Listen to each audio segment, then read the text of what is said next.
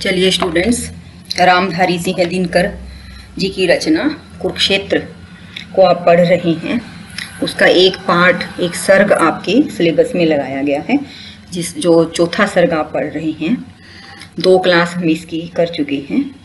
अब आगे हम इसमें पढ़ेंगे रामधारी सिंह दिनकर द्वारा रचित महाकाव्य प्रबंध काव्य कुरुक्षेत्र का चौथा सर्ग और उसका तीसरा भाग आज हम पढ़ेंगे। रामधारी सिंह दिनकर ने इसमें लिखा है, जो पढ़ रहे हैं आप। इस सर्ग में है भीष्म पितामह और राजा युधिष्ठिर के बीच की बातचीत है। भीष्म पितामह उन्हें बता रहे हैं कि युद्ध किन कारणों से होता है, इसकी कहाँ कहाँ क्या क्या वजह रहती है। अब वो कहते हैं कि क्या पता कोई किसी से जल रहा था, द्वेष करता था। कल हमने जहाँ तक पढ़ा था कि आपस में बहुत से लोग एक दूसरे से द्वेष कर रहे थे, कोई किसी की क्रूरता के कारण, कि अत्याचार को अब सहन नहीं होता, बोलना ही है। तो यह महायुद्ध सामने आ गया है। कहीं उत्कर्ष ही नृप का नृपों को सालता था। उत्कर्ष का अर्थ क्या है? उन्नति। कि कहीं पर किसी एक राजा की, नृप का अर्थ है राजा की उन्नति दूसरे राजाओं को सालती थी, अर्थात दुख पहुंचाती थी, कष्ट देती थी, चुभता था कि वह राजा इतनी तरक्की क्यों करता जा रहा है। कहीं प्रतिशोध का कोई भुजंगम पालता था, कहीं कोई बदले की भावना के सांप को अपने अंदर पाल रहा था।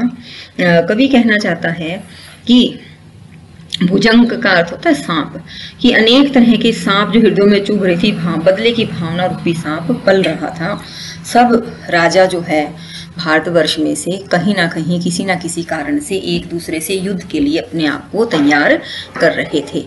निभाना पार्थ वध का चाहता, राधे था प्रण, द्रुपद था चाहता, गुरु द्रोण से निज वैर शोधन।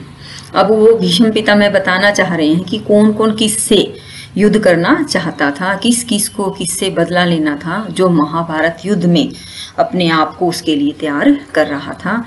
निभाना पार्थ वध का चाहता था, राधे था प्रण। राधे कौन है? कुंती पुत्र, जो दुर्योधन का आप ये कह सकते हैं मित्र भी था। तो जो कर्ण था वह अर्जुन के, पार्थ किसको कहा गया है? अर्जुन को। और राधे किसको कहा गया है? कर्ण को कहा गया। कर्ण अर्जुन के वध का अपना प्रण निभाना चाहता था। उसने प्रतिज्ञा की थी कि मैं अर्जुन का वध करने की प्रतिज्ञा लेता हूँ। वह कौरव पक्ष में जाके चला गया था। द्रुपद था चाहता गुरु द्रोण से। राजा द्रुपद जो थे वो गुरु द्रोणाचार्य से अपने निज का अर्थ है अपने वैर का शोधन करना चाहते थे।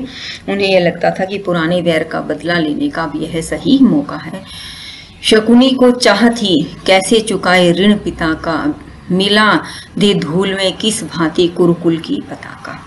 सबको यह पता है कि जो शकुनी की बहन है गांधारी, वह किस तरह से अंधे के ब्याह करके आ गई थी, अंधे धृतराष्ट्र से, और उसने भी जीवन भर के लिए अंधत्व तैयार कर लिया था, अपने आप के आंखों पर पट्टी बांध ली थी।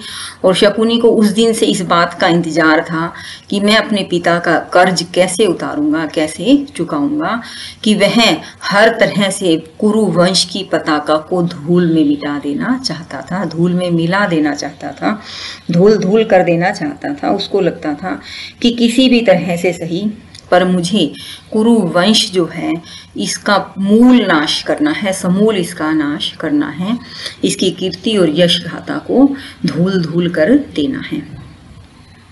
सुयोधन पर ने उसका प्रेम था, वह घोर छल था, हिंदू बनकर उसे रखना ज्वलित केवल अनल था।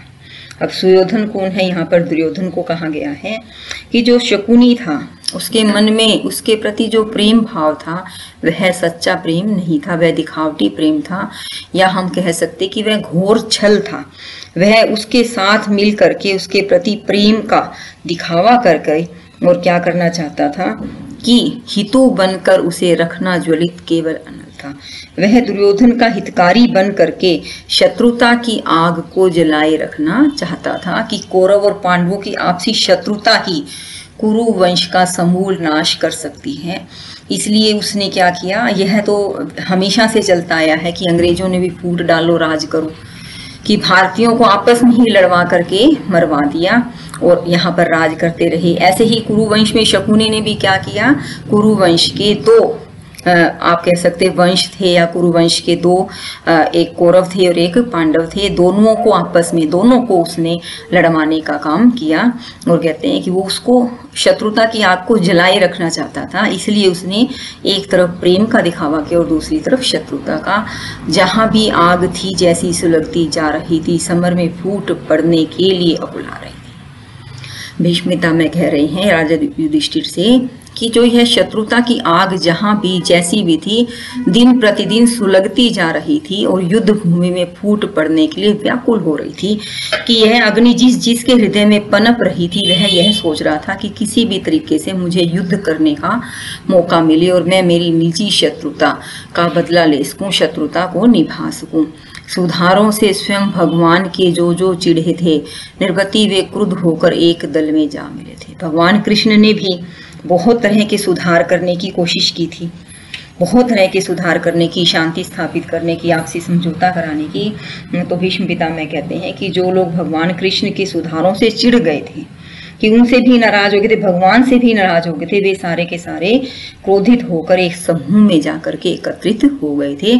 एक दल में, वे कौरवों के वंश दल में जाकर के मिल गए थे कि भगवान कृष्ण जिस तरफ हैं उससे विपरीत दिशा में जाकर के हमें उनसे भी बदला लेना है। नहीं शिशुपाल के वध से मिटा था मान उनका, दुबक कर रहा था धुंधुआ द्विगुण अभिमान उनका। कि जब राजा शिशुपाल का भगवान कृष्ण ने वध कर दिया था, जो उसके मित्र थे, उसके साथी थे, उन सब के अंदर से उनका मान सम्मान मिट नहीं गया था। द्विगुण का अर्थ है दुगना धुआं। कवि क्या कहना चाहता है कि उनके अंदर वह अभिमान जो है उनका नष्ट नहीं हो गया था कि भगवान ने इसका इस तरह से वध कर डाला है तो हमारी भी बारी आ सकती है, लेकिन उनके अंदर का अभिमान नष्ट होने की बजाय, समाप्त होने की बजाय, कम होने की बजाय सीधा क्या हो गया था कि वह दुगना होकर के वह धुधक रहा था, धधक रहा था। वे युद्ध की अग्नि में सुलग रहे थे। वे सारे राजा कृष्ण से वैर शोधन करना चाहते थे। परस्पर की कलह से, वैर से होकर विभाजित कभी से दो दलों में हो रहे थे लोग सज्जित। कि आपस की कलह से, अपनी द्वेष भावना से, अपने लड़ाई झगड़े थे, शत्रुता से दो भागों में विभाजित होकर के, कि संपूर्ण भारतवर्ष से जो अनेक राजे महाराजे थे, जो भी कौरवों और पांडवों से संपर्क रखते थे, वे सारे के सारे क्या हो गए थे, दो भागों में बट गए थे और दो भागों में बट करके दो दलों में चले गए थे। कुछ कौरवों की तरफ मिल गए थे, कुछ पांडवों की तरफ मिल गए थे। तो सबके अंदर न जाने सदियों से, पीढ़ियों से जो है, जो शत्रुता पनपती आ रही थी, जो फलती फूलती आ रही थी, उन सब का बदला लेने के लिए दो दलों के रूप में सज्जित होकर आपस में युद्ध करने के लिए खड़े हो गए थे। और कहते हैं कि उनको समझाने का भगवान कृष्ण ने भी बहुत प्रयास किया, पर कोई खास फायदा नहीं हुआ। खड़े थे वे हृदय में प्रज्वलित अंगार लेकर, धनुर्जा को चढ़ाकर मयान में तलवार लेकर। हृदय में उनके अंगारे जल रहे थे। प्रज्वलित का अर्थ है अंगारों को जला करके, शोध के जो अंगारे थे उनके अंदर जल रहे थे, क्रोध की अग्नि उनके अंदर जल रही थी और सारे के सारे लड़ने के लिए तैयार थे। सबने, धनुर्या का अर्थ है धनुष की डोरी पर प्रत्यंचा चढ़ा रखी थी, मयान में तलवारें सजा रखी थी। यह कि सारे के सारे युद्ध करने के लिए पूरी तरह से तैयार थे। बस मौके का तलाश था कि किस तरह से युद्ध एक बार शुरू हो और हम अपने सारी शत्रुता का, अपने वैर भावना का बदला ले सकें। था रह गया हलाहल का यदि कोई रूप अधूरा, किया युधिष्ठिर उसे तुम्हारे राजसूय ने पूरा। कहते कि यह हलाल है, विष जो है, आपसी जहर, आपसी लड़ाई झगड़े कलह का जो जहर है, हलाहल वृक्ष विष है, यह कहीं पर थोड़ा बहुत अधूरा रह भी गया था कि शायद यह युद्ध टल भी सकता था। तो हे युधिष्ठिर, तुम्हारे राजसूय यज्ञ ने उसे भी पूरा कर दिया। कि युद्ध के बहुत सारे कारण थे, उन कारणों के कारण भी युद्ध शायद रुक सकता था, लेकिन उस कारण में एक मुख्य कारण जो हो गया वो तुम्हारा राजसूय यज्ञ हो गया। और वो कहना क्या चाहते हैं कि राजसूय यज्ञ के कारण यह जो युद्ध था यह और भी ज्यादा करीब आ गया, नजदीक आ गया। कि आपने तो राजसूय यज्ञ के माध्यम से समस्त देश का सम्राट बनाकर देश में एकता की स्थापना को उचित उपाय सोचा था, लेकिन मनुष्य ने उसको अलग ही रूप दे दिया। इच्छा नर की और फल देती उसे नियति है, कि मनुष्य इच्छा न जाने और कैसी करता है कि भी ऐसा हो जाए ऐसा हो जाए। तुमने राजसूय यज्ञ के माध्यम से संपूर्ण राजाओं को एकत्रित करके सब में आपसी प्रेम और भाईचारा बढ़ाना चाहा था, लेकिन नियति जो है, भाग्य जो है, वह उससे अलग ही फल देती है। फलता विष पीयूष वृक्ष में अकथ प्रकृति की गति है, कि विष पीयूष वृक्ष में अकथ प्रकृति की ही गति है, कि जहर और अमृत एक ही वृक्ष में एक साथ ही पनपता है। कवि कहना चाहता है कि दुर्भाग्यवश उसका परिणाम कुछ और निकला।